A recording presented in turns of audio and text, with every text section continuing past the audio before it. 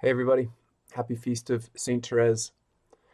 She's this great saint that's in her life, embracing a little way. She's changed the world.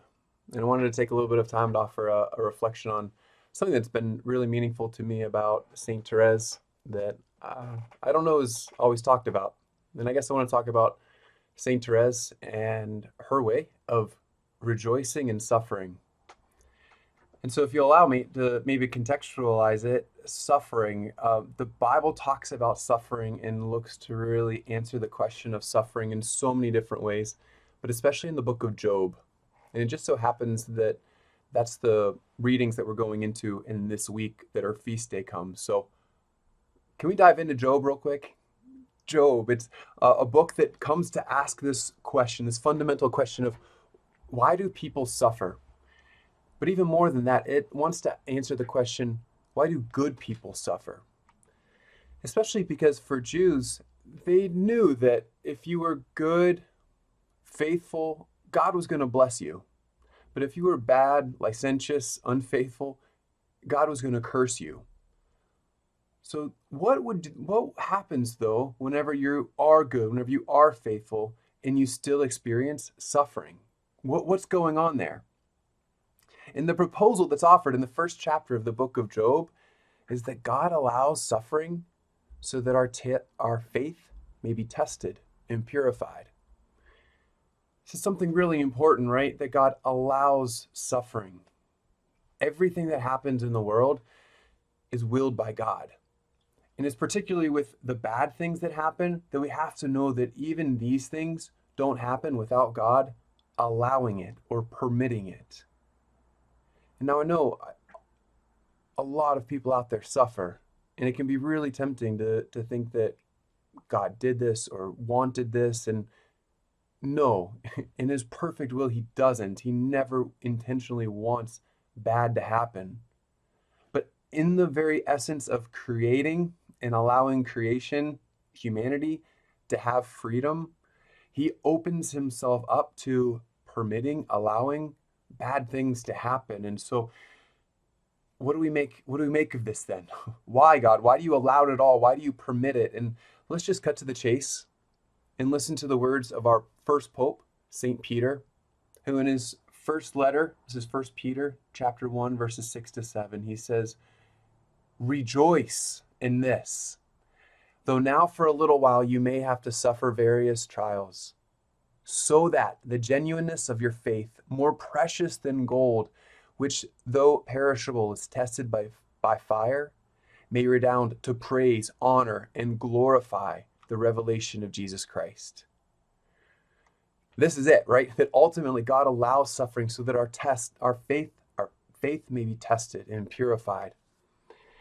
And in this conversation in the first chapter of Job, Satan is talking to God and he's tempting him, right? He's saying, questioning him at least.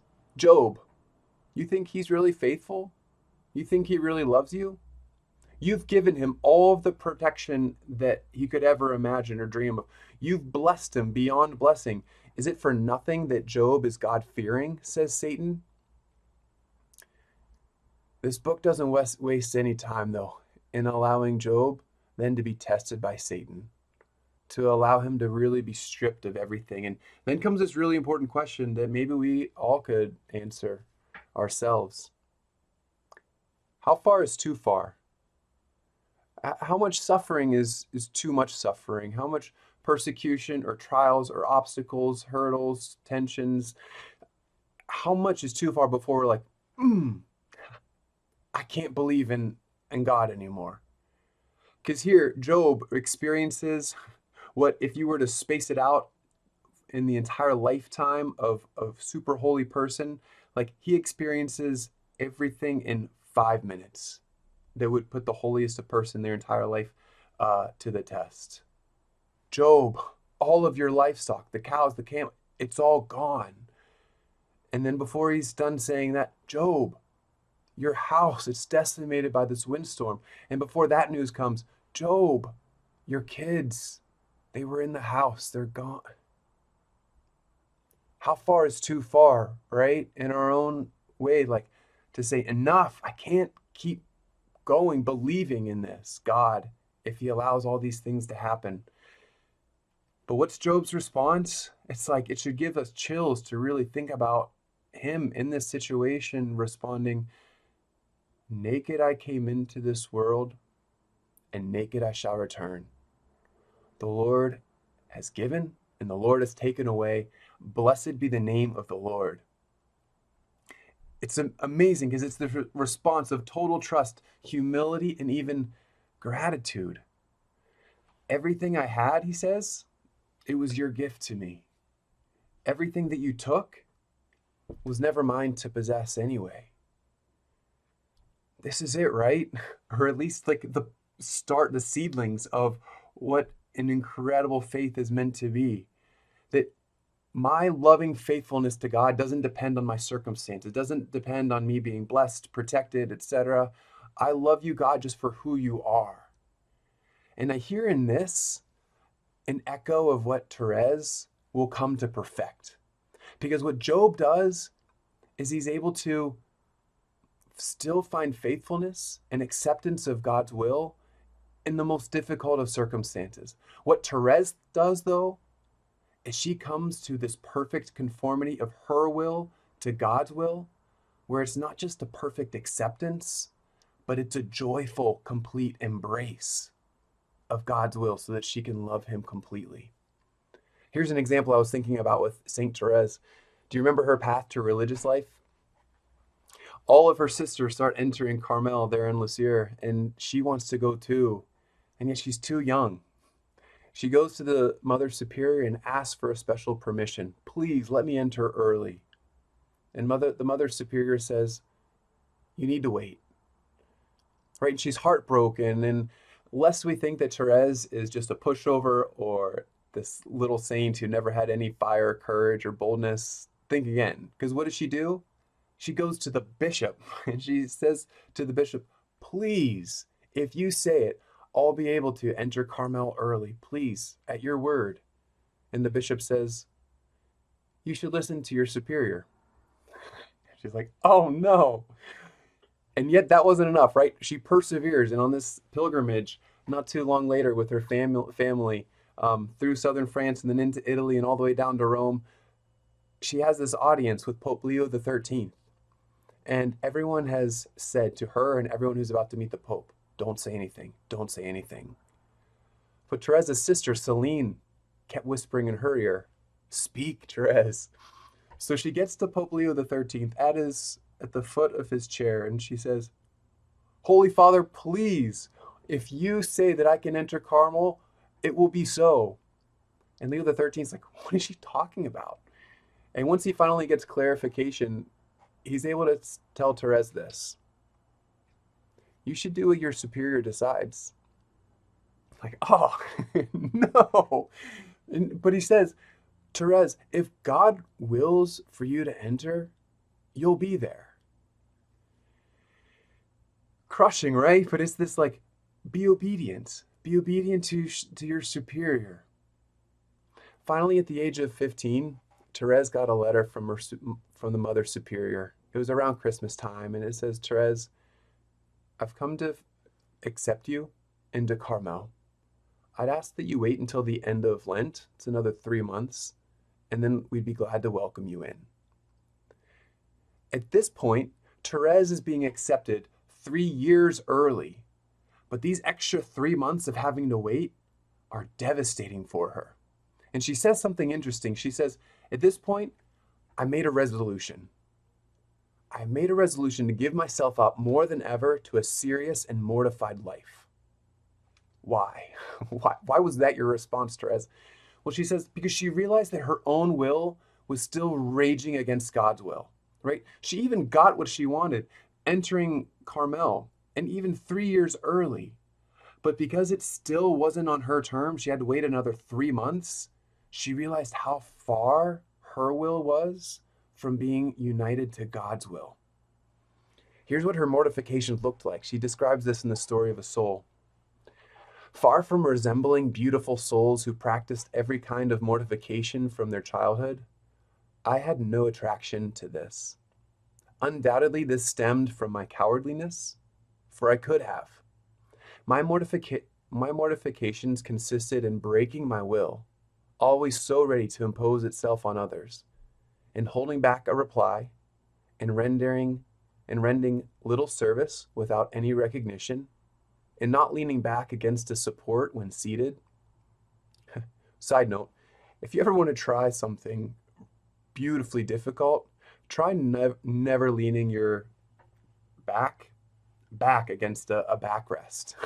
It's something that nobody notices except God and your core, right? And I guess eventually her spiritual director even told Thérèse, even this is too much for you. You're too little for even this little mortification. She goes on to say, though, it was through the practice of these nothings that I prepared myself to become the fiancé of Jesus. Friends, what's Thérèse doing? But she's seeing the path towards holiness, and great holiness comes through a perfect acceptance of God's will. That no matter what the sufferings, no matter what the difficulties, hurdles, obstacles, requests to wait before entering Carmel, no matter what happens, that you might not just you might not just accept, but also embrace with joy, right? This is the secret of Job, that no matter what happens, no matter what you take away, whether it's my livelihood, house, family, that there's still an ability to bless God. The poverty and littleness that Thérèse realizes that she is called to is through obedience, placing her will in the will of her superiors completely. She tells a story about one day there was a little vase that was discovered broken behind a window, and the mistress asked Thérèse to clean it up. Everything within Thérèse wanted to explain, I didn't do it. But instead she cleaned it up without a word. Thérèse then has this great line. Listen to this. I noticed, says Saint Thérèse, when one performs her duty, never excusing herself, no one knows it. On the contrary, imperfections appear immediately. Right? No one notices whenever someone is obedient. That is why it is often really hard to be purely obedient. Because we want to be recognized, we want to be noticed, we want to be affirmed for what we did. The second thing is that our imperfections appear immediately, because we realize that our own will is resisting that of the other. It's through obedience, accepting the will of our superiors, maybe of our spouse or those other authorities, in perfect submission, that we're able to see how far our will is from that of God's will, if it's in conformity with the natural law, right? So Thérèse says that she came to love sacrifices and mortifications as she grew older, because she was becoming purified in her faith. Her relationship with Jesus was being perfected. And she would even rejoice in those moments that she was humiliated, judged not to be virtuous, thought to be childish, etc. These were all moments that she came to rejoice in. One last moment, if you're still with me, that I wanted to share was, I think it's one of the most difficult passages of Thérèse's life, her story of a soul. This is about 1.5 years before she finally dies at the age of 24. But she has this one night on Good Friday where she has a particular physical suffering that she sees the Lord allowing. Here's what she says in her own words. On Good Friday, however, Jesus wished to give me the hope of going to see him soon in heaven. Oh, how sweet this memory really is. After remaining at the tomb until midnight, I returned to our cell. But I had scarcely laid my head upon the pillow when I felt something like a bubbling stream mounting to my lips. I didn't know what it was, but I thought that perhaps I was going to die in my soul and was flooded with joy. However, as our lamp was extinguished, I told myself I would have to wait until the morning to be certain of my good fortune, for it seemed to me that it was blood I had coughed up. The morning was not long in coming. Upon awakening, I thought immediately of the joyful thing that I had to learn, and so I went over to the window. I was able to see that I was not mistaken. Ah, my soul was filled with a great consolation.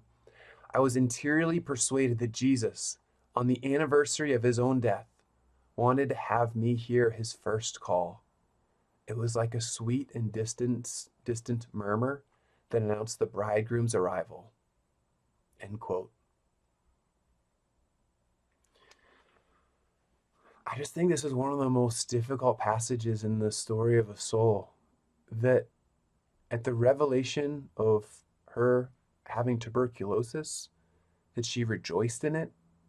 And even more than rejoicing in it, that she saw that it was a loving invitation from Jesus, her spouse, the bridegroom. It's just really puzzling to most people in our world and even in our church. And yet, I think maybe in this understanding of God's permissive will, that he allows everything that happens, even the worst of tragedies, so that our faith, our love for him might be purified, starts to open up the door for understanding Therese's response. That she would rejoice at coughing up blood. She sees that I can truly rejoice in this. Why? I think because it's so clearly not her own will. It's not on her terms. This isn't something that like she chose to mortify or to perfect herself in. It was something that she knew was not of her own choosing. And in that she could rejoice.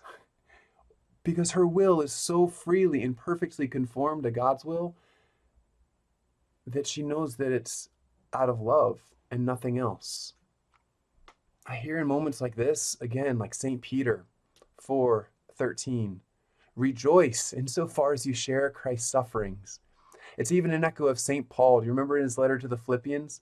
He says, for me to live is Christ, and to die is gain. If it is to be life in the flesh, that means fruitful labor for me. Yet which I shall choose, I cannot tell. I'm hard-pressed between the two. He's hard-pressed between living and dying. Living, he knows he can labor in the Lord's vineyard, and yet dying, he knows he can be with Christ. My desire is to depart and be with Christ, for that is far better. But to remain in the flesh is more necessary on your account. That's Philippians 1:21-24. Friends, who talks like this? St. Paul talking about, if I live, it's good, I can do God's work, but if I die, I get to be with him forever in heaven. Or St. Peter is saying, rejoice in your sufferings inasmuch, right? To the extent that you suffer with Christ, rejoice. It's like, who's talking like this today? If anything, so often we're so trying to hold on and to preserve our life, we're doing anything but to take too great a risk that might put our earthly lives in jeopardy, that we've lost the secret of what a saint really longs for, to be with Christ, no matter what. And no matter what the circumstances, no matter what the situation or the sufferings or the trial, to be able to bless God as Job does, but even more perfectly, to rejoice. For it's in this we come to know that our love for him is made perfect, and that we might always and everywhere offer our fiat, just like Jesus, not my will, but your will, or like the Blessed Mother, may it be done to me according to your will. This is what it means to be a saint, and this is why Saint Thérèse is one of the greatest of all time. Saint Thérèse of Lisieux, pray for us.